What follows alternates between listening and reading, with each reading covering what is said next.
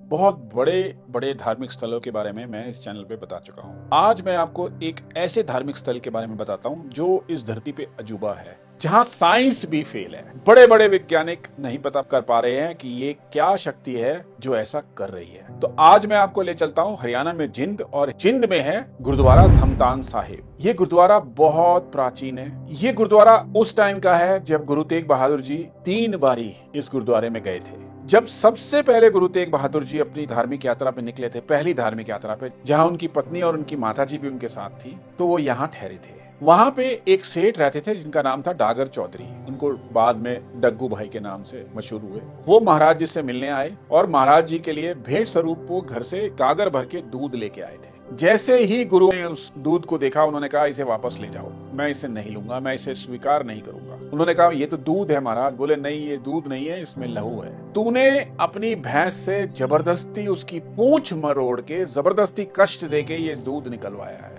और मैं इस दूध को स्वीकार नहीं करूंगा। तब उसको अपनी गलती रियलाइज हुई, और उसको रियलाइज हुआ कि महाराज ये गुरुजी तो अंतर्यामी है, इन्हें यहीं बैठे सब कुछ पता चल रहा है। असल में उसने कहा कि गुरुजी, मेरे भैंस का बछड़ा थोड़े दिन पहले मर गया था, तो उसने दूध देना बंद किया, तो मुझे उसको कष्ट देके पूंछ मरोड़ के उसका दूध निकालना पड़ता है। तो महाराज जी ने उसे कहा कि ये बिल्कुल गलत है, इस दूध को मैं कभी भी स्वीकार नहीं करूंगा जो कष्ट देके आया है। तब उसने बहुत माफिया मांगी, तब उसको क्षमा याचना मिली। बाद में यही डागर चौधरी ने गुरुओं की बहुत सेवा करी। अब आते हैं मेन कहानी पे। ये वो एक ऐसा गुरुद्वारा है, ऐसा स्थान है जहाँ पे कभी भी दही नहीं जमता। लाख कोशिश कर लीजिए, वहाँ दही नहीं जमेगा। सब ने कोशिश कर ली, साइंटिस्ट ने कोशिश कर ली कि पता करें यहाँ दही क्यों नहीं जमता है। वहाँ दही जमता ही नहीं है। लोगों ने उस स्थान का दूध ले जाके कहीं और रख के दही जमाने की कोशिश करी, वहां भी उस स्थान के दूध ने दही में कन्वर्जन नहीं किया। क्या है ये साइंस, क्या है ये बात, आज मैं बताता हूँ आपको इसकी महानता। जब गुरुजी वहां पे आए